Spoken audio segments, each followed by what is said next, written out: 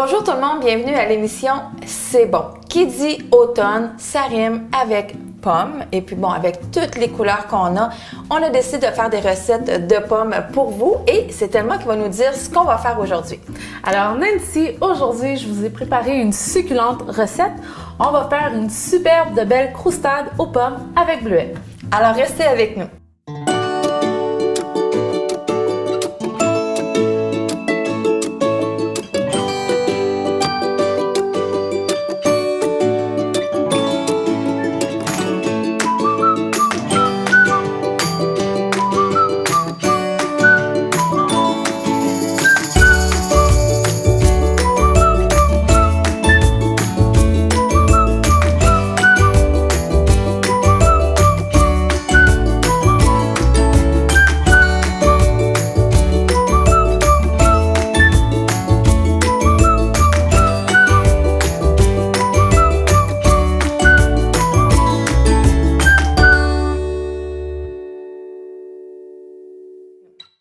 Donc, Thelma, on est rendu à faire la croustade aux pommes. Oui, ce que j'aime en fait avec toi, Thelma, c'est que tout est déjà prêt d'avance.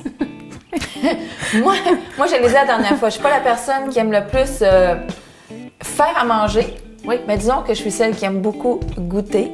Oui. Donc, je suis vraiment contente de voir que les mesures sont faites, mais surtout de savoir aussi que ce sont toujours des recettes qui sont faciles à faire à la maison.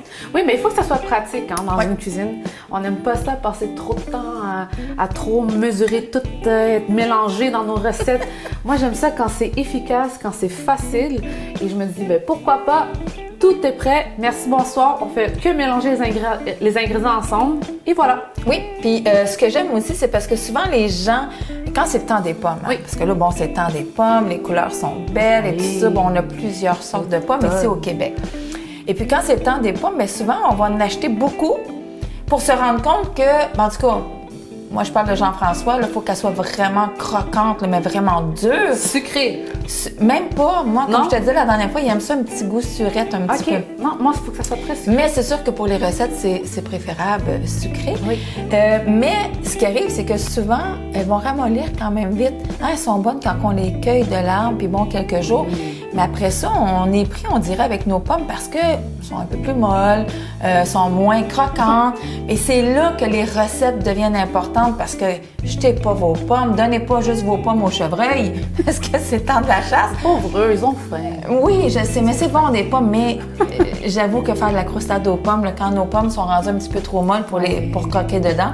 Donc, Thelma, dis-nous, c'est quoi les étapes pour la croustade aux pommes? Alors, pour la croustade aux pommes, c'est tellement facile. Là, vous allez voir, c'est simplement quelques petites étapes. Je pense que l'étape où est-ce que ça va être un petit peu plus... pas compliqué, mais où est-ce qu'il y aura un petit peu plus de dégâts, c'est quand on va devoir mélanger le beurre avec la farine et le gruau. Ah ben ça, je sais déjà que c'est toi qui vas le faire. OK, bon, ben parfait. Il n'y a pas de problème, je me porte volontaire. C'est ça. Alors, c'est super facile, vous allez voir. On va commencer avec la première étape, avec, bien sûr, les pommes. Oui. Alors, on va mettre 5 tasses de pommes. Ici, dans notre assiette, vous pouvez avoir une assiette très simple comme ça à la maison pour le faire. Et ça va, il faut que ça soit... possible de la mettre au four, bien sûr. Oui, exactement. Puis là, ben, je m'aperçois que tu as triché parce que les pommes sont déjà toutes faites. C'est long, éplucher des pommes quand même. C'est très long. Ça t'a pris beaucoup de temps, éplucher des pommes. Ça m'a pris du temps. Ben, c'est ça. Là, je les vide comme ça. Exactement. En petits cubes. Tu fais juste les... Puis tu sais, on les a mis en petits cubes, mais les gens pourraient très bien, dans le fond... Voilà. Merci. Les gens pourraient très bien aussi les mettre en petites rondelles. Hein? Oui, exactement. En petites rondelles, on peut mettre notre petite touche. Mais tu sais, moi, je pense au fait que quand on mange une croustade aux pommes, si c'est trop des gros morceaux de pommes, ça devient comme un petit peu plus... On a l'impression d'avoir la bouche pleine. Exactement. Donc, des petits carrés aux pommes, ça se fait bien. Oui. La prochaine étape, on va mettre... J'allais sortir tout de suite mes bleuets, mais on va attendre. La cannelle. OK. On va mélanger la cannelle avec les pommes. Donc, la cannelle, une on en a besoin à thé. Une cuillère à thé. De cannelle. Ou plus. Ou même un petit peu plus. Tu vas pouvoir le saupoudrer partout parce qu'après ça, on va rajouter le sucre. Et là, on va mélanger... Oh, je pense qu'une cuillère à thé, c'est... Ouais, ça va être pas mal parce que je regarde la couleur, là. Écoute, je regarde la cannelle. Il n'y a rien de mieux comme l'odeur de cannelle l'automne. L'automne, mais c'est ça. Mais c'est pour ça aussi que, je crois, que tu m'as fait un bon petit café portugais avec la cannelle. Latte à la portugaise. À la portugaise. Oui, mais c'est parce que c'est une petite machine portugaise que toi, tu as. Oui. Parce que Thelma est portugaise. Et puis, on a mis un petit soupçon de cannelle. Puis là, j'ai dit à Thelma, Jen, j'ai dit, non, Thelma, bois-le pas tout de suite. On va montrer aux gens à quel point c'est beau un petit café avec juste un petit peu de cannelle pendant l'automne. On en a de la cannelle aujourd'hui. Oui. Cannelle sur les pommes, cannelle dans le café, alors... Super. Cheers à toi. Cheers On à va toi. continuer avec le sucre. Et donc, le sucre. Le sucre, c'est 1/4 de tasse de sucre que tu vas pouvoir saupoudrer directement comme sur ça. les pommes. Il y en a qui aiment ça très sucré. Il y en a qui aiment ça moins sucré. Vous y allez vraiment comme vous voulez. Je dis 1/4 de tasse, ça peut être 2 là- cuillères à soupe de sucre, peu importe. C'est du vrai sucre. Ce qui fait en sorte qu'on aurait pu mettre du Splenda. On aurait pu mettre aussi du sucre brun, la cassonade. Ben, c'est parce que la cassonade, elle est déjà mélangée avec notre mélange à farine. OK, ben là, j'ai rien dit d'abord. Ouais. OK. Donc, très souvent dans les croustades, Oui. c'est toujours bon d'avoir un mélange de sucre blanc et de cassonade. C'est ça qui fait. Pourquoi? Ben, tout simplement au goût. OK. C'est vraiment une question de goût. Le Splenda, j'ai l'impression que ça donnerait pas le... Splenda, Ouais. Stevia, c'est un petit peu tout dans les mêmes Exactement, gammes. exactement. Mais c'est sûr qu'il y en a qui vont préférer quand même avoir ça parce que, bon, au niveau des calories. Oui, ouais. Mais on s'entend que manger de la croustade aux pommes, des choses de pommes, c'est Une fois bon. par année. C'est bon quand c'est sucré. Puis que, Ouais, c'est bon, ça. exactement. Mais de toute façon, c'est un dessert. On s'entend, c'est un dessert. C'est hein? un dessert, exactement. On va se faire plaisir un petit peu. Je trouve que je me fais souvent presser. Correct, de temps en temps. Alors, pour les bleuets, on va mettre 2 tasses de bleuets. Ça peut être des bleuets congelés, des bleuets frais. Moi, ce que j'ai, c'est que j'ai pris des bleuets congelés, OK. des bleuets sauvages congelés. Je pense que les bleuets sauvages du Québec, hein, je pense Oui, que tu prends, c'est sont du plus Québec. petits. Parce que moi, Et c'est pour ça que j'aime ça les utiliser pour la croustade, parce qu'encore une fois, c'est le fun quand tu manges une croustade, c'est pas comme trop des gros morceaux dedans. Alors, Comme c'est pour là, ça que j'ai décidé de... toi, tu as pris les congelés, fait que j'imagine que ça doit faire un petit liquide de plus à cause qu'ils sont congelés. Oui, hein? vous allez voir, parce que votre croustade, à la fin, elle sera plus couleur pomme, là. Elle va vraiment être couleur bleuet, mais avec un goût de pomme, cannelle, bleuet mélangés ensemble, ça va être super bon. Alors là, ce que tu peux faire, c'est que tu peux prendre ta cuillère que tu as utilisée Oui. et juste mélanger un peu. Tu sais, pour que le sucre puisse être un peu partout, que la cannelle puisse aller un peu partout aussi, OK. donner du goût aux fruits. Alors, une fois que ça c'est mélangé, Oui. on va continuer avec la prochaine étape qui est la farine avec le gruau. On a mélangé le tout. Oui. Et Exactement. puis, déjà, ça a l'air délicieux. On sent déjà l'odeur, mais surtout de la cannelle, bien entendu. Exactement. Les pommes, la cannelle, là, c'est sûr que c'est un bon mix. Qu'est-ce qu'on fait par la suite? Je prends ici mon bol. OK? Je vais tasser ça ici. Je prends mon bol et, ben, tu sais quoi, moi je vais faire le travail maintenant. Ah, fait que Alors- ça, c'est le travail que je voulais pas Exactement, faire. OK. exactement.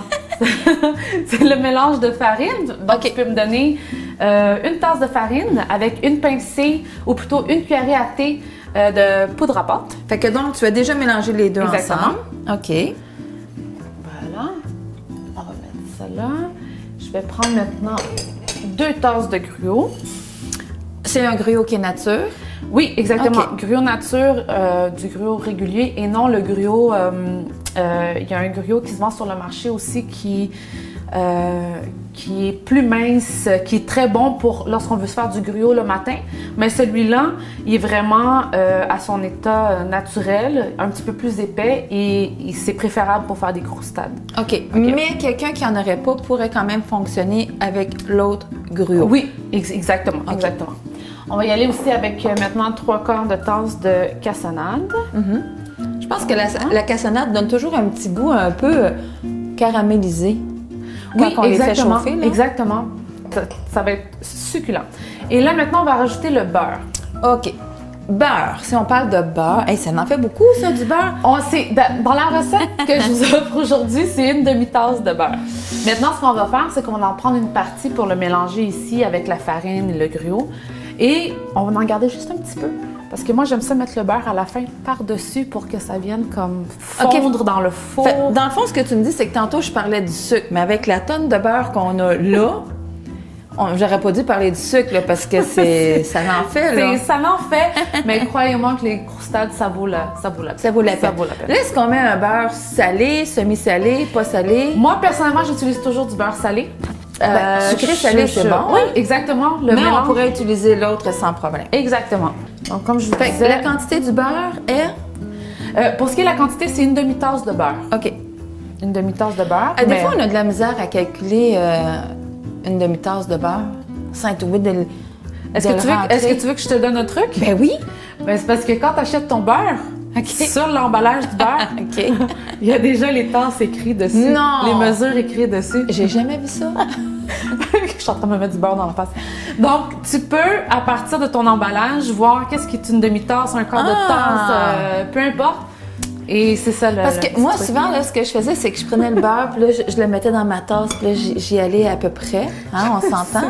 En grandissant, j'ai vu ma mère le faire souvent jusqu'à temps que je pense que c'est elle qui a réalisé que sur l'emballage, on pouvait calculer ça doit être l'ancienne génération. Ben, ça se peut. Écoute, on parle de pommes, oui. Hein, puis on dit toujours que, bon, j'aime amener quand même la parole de Dieu dans tout ça. Oui. Parce que c'est important. Oui, exactement. Hein, la nourriture nous vient de Dieu, dans le sens que Dieu a tout fait en sorte qu'on puisse se délecter. Et puis là, on parlait la dernière fois, puis on disait, parce que là, dans le fond, pendant que tu vas mixer ça, que ça a l'air le fun, ça, dans les ongles puis dans les mains. Ça se fait bien, ça se fait vraiment bien. Tu le vois, but, c'est que... Moi, si je ferais ça à la maison, là, je dirais, Jean-François, viens m'aider, viens pétrir tout ça. Ou je mettrais des gants. Hein, on peut mettre des gants. Exactement. Ouais. Mais le but, c'est vraiment que le beurre puisse se mélanger avec la farine, et le griot et la cassonade. Mais c'est ça, pour revenir dans le fond aux pommes, parce que quand on avait parlé, on avait dit, ben écoute, je veux qu'on parle vraiment de sujet, mais quand on parle de la pomme, là, on peut pas passer à côté. La pomme dans le jardin d'Éden. La fameuse pomme dans le jardin. La fameuse pomme. Moi, ça me fait rire parce que là, il y en a un qui va être content quand je vais dire ça. Il va dire, c'est la femme qui a séduit l'homme pour manger la pomme. Fait que c'est la femme que, tu sais... Non, ben c'est ça, lorsque le serpent est rentré dans le jardin d'Éden, l'homme il était à son affaire, mais c'est la femme, elle s'est fait distraire par le serpent qui lui a dit « Mais vas-y, mange de cette belle pomme! » Oui! Et ça y est, après, à cause d'elle, ben, le péché est rentré dans le monde. Oui, mais moi, ce que j'aime répondre dans tout ça, c'est que l'homme était quand même pas obligé de la manger de la pomme. Ouais, mais comment? Tu sais, l'homme et la femme ne forment qu'un, hein? Oui, c'est vrai. Donc, OK. Fait que dans le fond, on peut pas dire que c'est la faute de la femme ou la faute de l'homme, c'est un ensemble. Moi, personnellement, je pense que c'est plus la faute de Ève, sincèrement. Dis-moi ça, dis-moi ça. Sincèrement, mais c'est pas grave.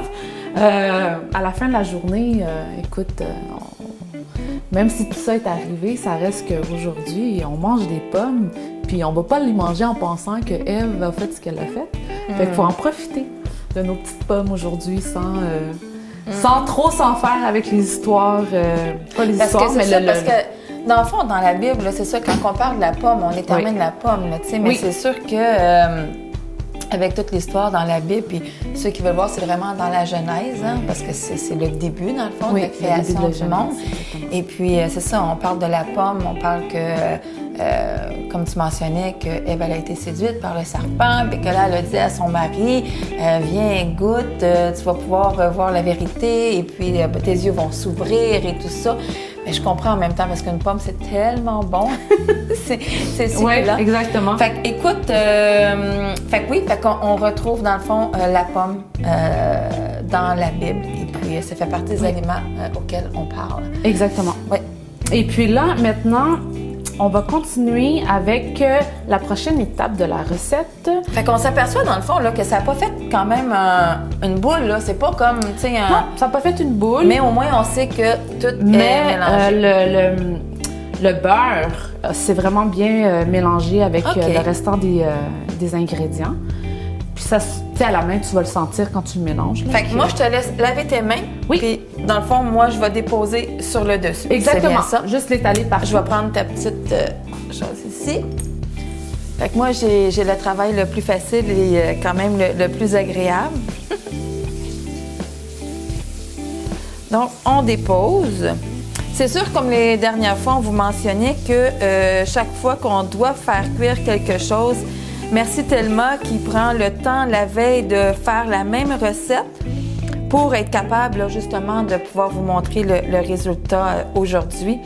Donc, Thelma, peut-être nous dire au niveau du four, on met ça à combien? C'est 350 degrés, puis on va le mettre pendant une trentaine de minutes. Tout dépendamment aussi de votre four. Il y a des fours qui vont chauffer plus vite, d'autres moins vite. Mais en moyenne, c'est 350 degrés au four. Je suis contente d'entendre 30 minutes parce que je sais pas si tu te souviens, mais moi, je m'en souviens. La dernière fois, tes 3 recettes, c'était toujours des 2 heures qu'il fallait attendre. Puis celle-là est 30 minutes. Fait que je pense que Jean-François va être content. Oui, je m'en fais même pas. Il va être encore plus content quand tu vas lui amener l'assiette puis qu'il va devoir juste goûter. déguster. Exactement, déguster. Donc, 350, 30 minutes dans le fourneau. Exactement. Nous, pour les biens de la cause et pour les biens du montage, on vous revient avec la nouvelle croustade aux pommes qui a déjà été cuite la veille. Alors Nancy, maintenant la croustade, elle est prête. Oui. Tu vas pouvoir couper un super de beau morceau pour qu'on puisse goûter ou que tu puisses goûter. Exactement. En espérant que tu vas aimer. Ben non, mais écoute, moi là, je suis tellement pas difficile. Non? Non, vraiment pas. Donc, il n'y a vraiment pas d'inquiétude. Moi, j'aime tout. OK? Oui. Ben écoute, je t'annonce que moi, tout ce qui est dessert, j'ai un petit peu la langue, ou plutôt la dent sucrée. J'ai un petit peu la dent sucrée et les desserts, c'est mes préférés.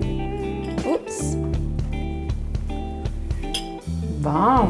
Wow. C'est vrai, hein? L'intérieur, Oui, a l'air juste au bleuet. exactement. C'est la couleur bleuet, des bleuets. Alors, juste voilà. C'est ce qui met fin à l'émission pour la croustade aux pommes. Facile, bien fait. Et puis, nous, ben, quand on va être rendu à la deuxième émission, on va avoir déjà laissé les images, mais ce que je veux dire, c'est qu'on va vous revenir avec une deuxième émission. Et pour la deuxième émission, Thelma, qu'est-ce que tu vas nous faire pour donner l'eau à la bouche pour que les gens puissent revenir dans 2 semaines? Alors, pour la deuxième émission, je vais vous préparer une recette de pain aux pommes. Donc, pour les personnes qui aiment déjeuner léger, comme moi, alors le bon petit pain aux pommes le matin. Ou bien comme collation pour vos enfants à l'école ou au bureau. Ça se fait tellement bien aussi. Donc, restez avec nous. On vous revient avec le pain aux pommes dans la prochaine émission. C'est bon.